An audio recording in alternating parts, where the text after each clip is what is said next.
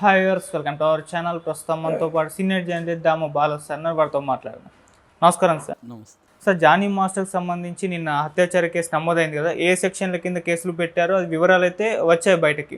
కాకపోతే ఎఫ్ఐఆర్లో ఏముందన్న విషయాలు బయటకు రాలేదు. ఇప్పుడు కీలక అంశాలు బయటకు వచ్చాయని చెప్తున్నారు. మరి ఎఫ్ఐఆర్లో ఏముంది, దీని ప్రకారంగా జానీ మాస్టర్ గురించి మీరేం చెప్తారు సార్? జానీ మాస్టర్ ఎఫ్ఐఆర్ కానీ నిజమైతే మాత్రం చాలా నీచమైన పని చేస్తాడని చెప్పాలి. ఎందుకంటే అమ్మాయిని భయభ్రాంతానికి గురి చేసి బెదిరించి కొట్టి అమ్మాయిని లైంగికంగా హింసిస్తూ ఉన్నాడు ఏళ్ల తరబడి అనేది ఎఫ్ఐఆర్లో ఉంది. నిన్న పోలీసులు ఆ అమ్మాయి దగ్గర దాదాపు 3 గంటల పాటు వాంగ్మూలం తీసుకున్నారు. డీటెయిల్గా ఆ అమ్మాయి ఇతనికి ఎలా పరిచయం అయిందో దగ్గర నుంచి ఇప్పటి వరకు జరిగిన అన్ని సన్నివేశాలని దాంట్లో పోసుకొచ్చినట్టు రాశారు.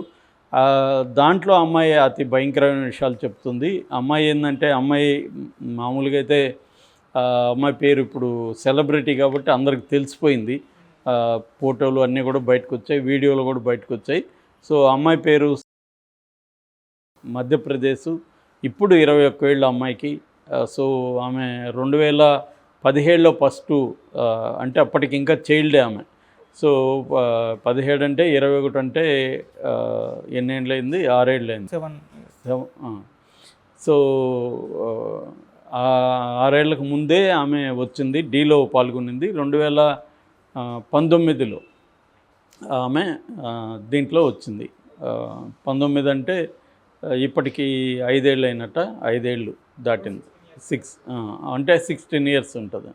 సో 16 ఇయర్స్లో ఆమె ఇతని దగ్గర అసిస్టెంట్ కొరియోగ్రఫర్గా జాయిన్ అయింది. ఓకే. జాయిన్ అయిన కొన్ని నెలల్లోనే అతను ముంబైకి తీసుకెళ్ళాడు, ఏదో ప్రోగ్రాం ఉందని చెప్పి. ముంబైలో హోటల్లో ఈ అమ్మాయిని బలవంతంగా అత్యాచారం చేశాడు. నువ్వు కానీ నాకు కంట్రోల్లో లేకుండా ఎక్కడన్నా బయట చెప్తే నేను మీ అమ్మ నాన్నని చంపేస్తానని బెదిరించాడని ఎఫ్ఐఆర్లో ఉంది.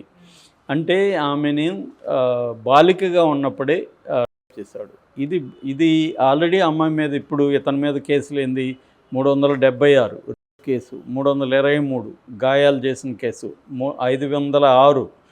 506 అంటే క్రిమినల్ ఇంటిమిడేషన్, బెదిరించడం. పోష్ అంటే POSH అంటే prevention of sexual harassment in work place. అవి కాకుండా పోక్సో పెట్టే అవకాశం కూడా ఉంది. పోక్సో అంటే protection of children from sexual offences అన్నమాట. ఇది చాలా తీవ్రమైన నేరం. ఒకవేళ ఈ మైనర్గా ఉన్నప్పుడు ఆ మైనర్ అనుమతితో సెక్స్ ఉన్నా కూడా అతనికి కిందనే పరిగణిస్తారు, పోక్సో కింద. అందుకనే ఈ మధ్య ఎక్కువగా ఈ కేసులు కూడా కోర్టులలో పెరుగుతున్నాయి. సో అందుకని ఇప్పుడు ఇతని మీద పోక్సో పెట్టే అవకాశం కూడా ఉంది. ఎందుకంటే ఈ అమ్మాయి 2019 నుంచి నన్ను ఇలా చేస్తున్నాడని చెప్పింది కాబట్టి అప్పటికి మైనర్. ఇప్పుడు 21 అంటే 3.5 ఏళ్ళకు ముందు నుంచి మైనర్ కదా ఆమె. సో అంటే 2000 సంవత్సరం ముందు నుంచి 2020 సంవత్సరం 21 సంవత్సరం ముందు నుంచి ఆ మైనర్. కాబట్టి అప్పటి నుంచి చూస్తున్నామంటే ఖచ్చితంగా ఇతను బుక్ అవుతాడు, ఒకవేళ చేసినట్టుగానే ప్రూవ్ అయితే. కానీ ఇది ఎలా ప్రూవ్ అవుతుంది అనేది చూడాలి. కానీ ప్రూవ్ అయితే మాత్రం ఇతని మీద పోక్సో పెడితే మాత్రం పోక్సోలో లైఫ్ ఖచ్చితంగా పడే అవకాశం ఉంది. ఆల్రెడీ 376లో కూడా 10 ఇయర్స్ నుంచి లైఫ్ పడే అవకాశం ఉంది. సో ఆమె ఏం చెప్తుందంటే, ఇట్లా నేను వచ్చాను, నన్ను వాళ్ళ టీమే ఫస్ట్ కాంటాక్ట్ చేసి అసిస్టెంట్ కొరియోగ్రఫర్గా చేరమన్నాడు, నేను చేరాను. ఆ తర్వాత నుంచి నన్ను అనేకసార్లు అవుట్డోర్లోకి వెళ్ళినప్పుడంతా కూడా నా మీద లైంగికంగా అత్యాచారం చేస్తున్నాడు. అలాగే ఇక్కడ కూడా మా ఇంటికి వచ్చి నార్సింగ్లో మా ఇంట్లో కూడా చేశాడు నన్ను అనేకసార్లు. సో అప్పటి నుంచి తను నన్ను వర్క్ ప్లేస్లో అరెస్ట్ చేస్తున్నాడు. చాలాసార్లు వ్యాన్లోకి తీసుకుపోయి జిప్పు విప్పుతాడు, నన్ను రకరకాల పనులు చేయమంటాడు, లేకపోతే కొడతాడు. దాంతోపాటు వాళ్ళ భార్యకి ఏం చెప్పాడో తెలీదు, ఆమె ఆయేషా ఆమె పేరు, ఆమె కూడా వచ్చి నన్ను కొట్టేది, అతన్ని నా మతం మార్చుకొని అతన్ని పెళ్లి చేసుకోమని కూడా ప్రెజర్ చేశారు ఇద్దరు భార్యాభర్తలు. సో నేను దానికి ఒప్పుకోలేకపోతే కొడతా ఉన్నారు. ఇది హింస పెరిగిపోతుంది కాబట్టి నేను ఇప్పుడు తట్టుకోలేక కేసు పెట్టాను అనేది ఆ అమ్మాయి వాంగ్మూలం ఇచ్చినట్టుగా ఎఫ్ఐఆర్లో ఉంది. అంటే ఇతను అతి దారుణంగా ప్రవర్తించాడు అన్న విషయాలు ఎఫ్ఐఆర్లో ఉంది. కాకపోతే ఇక్కడ రెండో యాంగిల్ నుంచి చూసినప్పుడు మనకి ఈ అమ్మాయి హీరోయిన్గా, ఇతను హీరోగా, జానీ మాస్టర్ హీరోగా, ఈ సృష్టి వర్మ హీరోయిన్గా 2022 ఆగస్టు 22లో ఒక సినిమా స్టార్ట్ అయింది. ఆ సినిమా వీడియో విజువల్స్ అంతా కూడా మనకి యూట్యూబ్లో ఉన్నాయి. ఆ సినిమా పేరు యథా రాజా తదా ప్రజ. ఇంకొక హీరో కూడా ఉన్నాడు, సినిమా బండిలో నటించిన వికాస్ కూడా ఇంకొక సెకండ్ హీరో అనమాట. దీనికి శ్రీనివాస్ నిట్టల నిర్మాత అండ్ డైరెక్టరు. పొలిటికల్ డ్రామాగా దీన్ని చేశారనేది అనౌన్స్ చేశారు. దీనికి మన సినిమా ఇండస్ట్రీలో కొంతమంది వచ్చి శర్వానంద్ క్లాప్ కొట్టాడు. తర్వాత ఆయుష్ శర్మ అని మన సల్మాన్ ఖాన్ వాళ్ళ బంధువు, ఆ అమ్మాయి కూడా పాల్గొనింది. ఇలాగా అది బాగానే జరిగింది ప్రోగ్రాం. అయితే ఆ తర్వాత ఆ జరిగిన ప్రోగ్రాంలో కూడా సరదాగా ఇతను ఒక ఛానల్ కోసం ఆ అమ్మాయిని ఇంటర్వ్యూ చేస్తున్నాడు.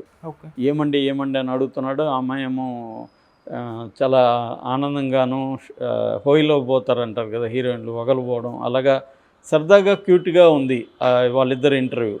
ఇతనేమో మీరు ఇప్పుడు హీరోయిన్ అయిపోయారు కదా, మీకు హీరోయిన్గా ఉండడం ఇష్టమా లేకపోతే అసిస్టెంట్ కొరియోగ్రాఫర్గా ఉండడం ఇష్టం అనేది ఒక ప్రశ్న అడిగాడు. ఇక మీదట హీరోయిన్గానే కంటిన్యూ అవుతారా లేకపోతే కొరియోగ్రాఫర్గా ట్రై చేస్తారా అంటే, అమ్మాయి రెండు చేస్తాను, నాకు కొరియోగ్రఫీ ఇష్టము, నేను అసిస్టెంట్ కొరియోగ్రాఫర్గా జానీ మాస్టర్ నుంచి చాలా నేర్చుకున్నాను అని థ్యాంక్ యూ మాస్టర్ రీజన్ కూడా అంటుంది. అంటే వాళ్ళిద్దరూ 2020 వరకు హ్యాపీగానే ఇద్దరున్నారా అనేది అనిపిస్తుంది ఆ వీడియో చూస్తే. లేదు లోపల బాధల్లో ఉండే అమ్మాయి నటిస్తా కూడా ఉండొచ్చు, ఎందుకంటే హీరోయిన్ చేశాడు కాబట్టి. సో ఏదేమైనా వాళ్ళిద్దరి మధ్య అయితే అఫైర్ అయితే ఉండొచ్చు. ఇది ఇతను ఫోర్స్ఫుల్గా చేశాడా, ప్రలోభ పెట్టాడా ఏదని తెలియదు, కానీ అప్పటి వరకు అయితే అఫైర్ ఉండే అవకాశం అయితే ఉంది. దాని తర్వాత మరి ఏం జరిగింది తెలియదు. 2002 ఆగస్టు తర్వాత వీళ్ళ విజువల్స్ ఏవి మన దగ్గర లేవు, అంటే పబ్లిక్ డొమైన్లో లేవు. అంతవరకు అయితే పబ్లిక్ డొమైన్లో ఉంది. ఆ అమ్మాయి కూడా హ్యాపీగానే ఫీల్ అవుతుంది. సో మేబీ ఒక్కొక్కసారి ఏం జరుగుతాయంటే ఫోర్స్ చేసి ఉండొచ్చు, ఇతను ప్రలోభ పెట్టి కూడా ఉండొచ్చు. ఎందుకంటే ఆ అమ్మాయి గోల్ ఏంటి, కొరియోగ్రఫర్ కావాలనేది ఫస్ట్ గోల్ అమ్మాయికి. సో ఇతని దగ్గర ఉంటే కొరియోగ్రఫర్ మనం త్వరగా అవుతాము, ఇతని కోరికలు తీరిస్తే మనం త్వరగా అవుతాము అనేది కూడా అమ్మాయికి కూడా అనిపించి ఉండొచ్చు. ఇతను కూడా ఆఫర్ అలాగే ఇచ్చి ఉండొచ్చు. ఎందుకంటే చాలాసార్లు సినిమా ఇండస్ట్రీలు ఇలాగే ఉంటాయి ఆఫర్లు అనేవి అమ్మాయిలు కొంతమంది స్పీడ్గా ఎదగడానికి వెనక ఇవి ఉంటాయి. చాలామంది హీరోయిన్లు వాలంటీర్లు కూడా ఫోన్లు చేసి ఆఫర్లు ఇచ్చిన సందర్భాలు కూడా చూశాను నేను ప్రత్యక్షంగా కూడా. ఇలాగ మీరు వేషం ఇస్తే మీకు అన్ని ఫ్రీ అని చెప్పిన పెద్ద హీరోయిన్లు కూడా ఉన్నారు. సో వాళ్ళు ఏంటంటే సినిమా ఇండస్ట్రీలో ఏది మన గోల్ రీచ్ అవ్వాలంటే ఏమైనా చేద్దామని డిసైడ్ అయ్యి వచ్చేవాళ్ళు ఉంటారు కొంతమంది. సో అది ఇక్కడే కాదు, వరల్డ్ వైడ్గా అన్ని చోట్ల ఇదే జరుగుతుంది స్త్రీలకు సంబంధించి. సో లేకపోతే నీకే ఎందుకు ఇవ్వాలి, కాంపిటీషన్లో 50 మంది ఉంటారు, నీకెందుకు ఇవ్వాలి అనేది తన దగ్గర ఉంటుంది. నీకు టాలెంట్ ఉంటే వేరే దగ్గర ట్రై చేసుకోండి, నా దగ్గర వద్దు. నాకు టాలెంట్ ఉండేవాళ్ళు 50 మంది ఉన్నారు, నేను నీకే ఎందుకు ఇవ్వాలి అనేది ఇతని లాజిక్ అనమాట. సో దానికి ఇతను అడిగినప్పుడు ఆమె ఒప్పుకుంటే వాళ్ళిద్దరి మధ్య నిజానికి కాన్సెంటింగ్ అడల్ట్స్ కిందకు వచ్చేస్తారు వాళ్ళు, కాబట్టి ఇబ్బంది ఉండదు. ఎక్కడ ఇబ్బంది వస్తుందంటే మేబీ ఈమెని హీరోయిన్ చేస్తాను, కొరియోగ్రఫర్ని చేస్తానని తను చెప్పుండొచ్చు. దాంతో ఆమె ఇతనికి ఒప్పుకొని ఉండొచ్చు. దాని తర్వాత హీరోయిన్ చేశాడు. తనకి నిజానికి ఆ ప్రొడ్యూసరు డైరెక్టరు తనకి కథ చెప్పినప్పుడు తనే సజెస్ట్ చేశాడు ఈ అమ్మాయిని హీరోయిన్గా పెట్టమని. సో అలాగే పెట్టారు. కాకపోతే ఆ సినిమా కంప్లీట్ అయ్యి రిలీజ్ కాలేదు. తర్వాత ఈ అమ్మాయి హీరోయిన్ ఛాన్సులు ఇతను ఇప్పించలేకపోయాడు. అట్లాగే ఈ అమ్మాయిని మెయిన్ స్ట్రీమ్ కొరియోగ్రాఫర్గా చేయలేకపోయాడు.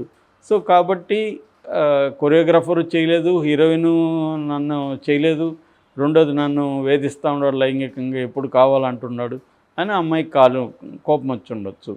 మామూలుగా జరిగేది ఇది. ఎందుకంటే ఇక్కడ మనం ఈ కేసును పరిశీలించి ఆమె విజువల్స్ అన్నీ చూస్తుంటే వాళ్ళిద్దరూ 2020 వరకు అయితే హ్యాపీగానే ఉన్నట్టుంది. ఒకవేళ ఒక్కొక్కసారి ఏంటంటే లోపల బాధలు పడుతూ కూడా పైకి నటించే వాళ్ళు ఉండొచ్చు, అలాగా కూడా ఉండొచ్చు. ఏదేమైనా ఇంతకాలం ఈమె 2019 నుంచి 24 వరకు దాదాపు 7 ఇయర్స్ ట్రావెల్ అయిందంటే ఓవరాల్గా. సో ఈ ట్రావెల్లో ఆమె తనతో కంటిన్యూ అయ్యింది, మంచో చెడో ఇంతకాలం కంప్లైంట్ చేయలేదు. ఇప్పుడు ఎందుకు చేసింది అనే దానికి ఈ కారణాలు కూడా అయి ఉండొచ్చు. ఏదేమైనా అతను బయటకు వచ్చి అతని వెర్షన్ ఏంది చెప్తే కానీ మనకి ఫుల్గా రాదు.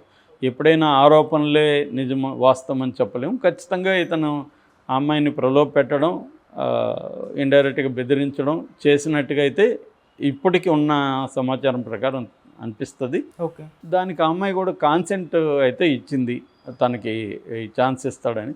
ఏదేమైనా ఫాల్స్గా ప్రామిసెస్ చేసి ఒక అమ్మాయితో అఫైర్లు పెట్టుకుంటే కూడా చట్ట ప్రకారం నేరమే. కాబట్టి ఏ రకంగా చూసినా ఇతను లీగల్గా మాత్రం ఇరుక్కునే పరిస్థితి అయితే కనిపిస్తుంది. అయితే ఇలాంటి కేసులంతా కూడా బిగినింగ్లో హడావిడి క్రియేట్ చేస్తే తప్ప దాని తర్వాత ఇది కంటిన్యూస్గా కాదు. మొన్న సత్యవేడ ఆదిమూలం ఏమైంది ఇప్పటికి ఎవడు పట్టించుకోలే. అది 2 రోజులు గోలైంది. తర్వాత ఇప్పుడు ఏమైంది తెలియదు. ఈవెన్ తెలుగుదేశం కూడా అనౌన్స్ చేయలేదు, సస్పెన్షన్ ఉన్నారు. తర్వాత ఏమైందో తెలియదు. సో ఆమె మళ్ళీ బయటికి రాలే, ఆ కేసు ఏమైందో తెలియదు. ఇలాగ అయిపోతాయి ఇవన్నీ. ఏంటంటే 2 రోజులు నడుస్తాయి, దాని తర్వాత ఎవరికి ఏం న్యూస్ ఉండదు. ఇది వాళ్ళు ఏదో మేనేజ్ చేసుకుని అమ్మాయికి ఏదో కాంపన్సేషన్ ఇచ్చో, 1 కోటో 2 కోట్లు ఇచ్చో ఏదో ఒకటి చేసుకొని హషప్ చేసుకుంటారు జనరల్గా.